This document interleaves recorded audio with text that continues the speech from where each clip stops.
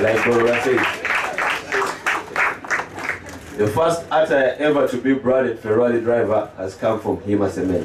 Omuvuji Ambrose Biono bushekibwa miliyoni 5 bumukwasibwe nyuma bazyo aha mukoro gwetabirwe maba FMU ogubire harpano mera ronje mu Kampala kumuhwera kora jo mu mpake za Para Africa Uganda Rally ezo murundo gwa katana aha kalenda ya National Rally Championship. Biono wa kampuni yo munyeto orukuvuga motoka ya Mitsubishi Evo X wanyume kwasibwa bushekichobu aha mizaba hagizwe mu ihanga ryona kwarukuje koraje wono muhwezwe Derek Rubambra. 70% of the routes will be for us to go flat out. So I expect you to observe safety. Let us not go in there to enjoy, and before we conclude the enjoyment, we are busy crying that we've lost someone because of an accident. Yeah? So please, let's observe safety.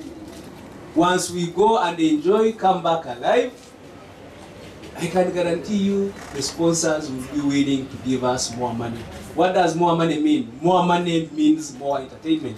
Abavujato na babiri otire mu ikomendo gamahanga no bahereze kuzehandikisamu ekizikozerezo mutano ombyafayo ahazitwire nezihayanurwa omyaka 19 hingwire empaka za Paris hereruka kwetabwa mabavuji binji zikabaho mwaka gwa 2014 aho abavujana nomwe bazetabiremo abavujendo gamahanga abehandikiso za par kubongera habonero ahashichoncho cha ARC barmo Manville Brian arukwerwaho Drew Starlock na motoka y'ikika cha Fabius Skoda RS Reloy Gomez hamwe na Ushir Gomez abaravuge motoka ya Evo C kandwe Cleven Gomez arukwerwaho Riaz Tatife nibije kuvuga motoka ya Evo 9 kuruga Zambia abandu barimo Ginkaro Davite wa Belgium Jean Claude Gakwaya Varirai Bokera kuruga Rwanda Roshanar Muhammad Dirigel Chiti hamwe na Jaspret Chiti okurwa mu ihangeri ya Kenya Hassan Ari Junior wa Uganda mwaka guhire nwe yasingire mpaka za Para Africa Uganda Rally kandi za NRC zikasingwa Jas Mangat bito mwaka Ronald Sebuguzi nwe ibembiro rukaro rw'abavujo mu Uganda kandi Jaspret Chiti nwe ibembire harukaro rwa Africa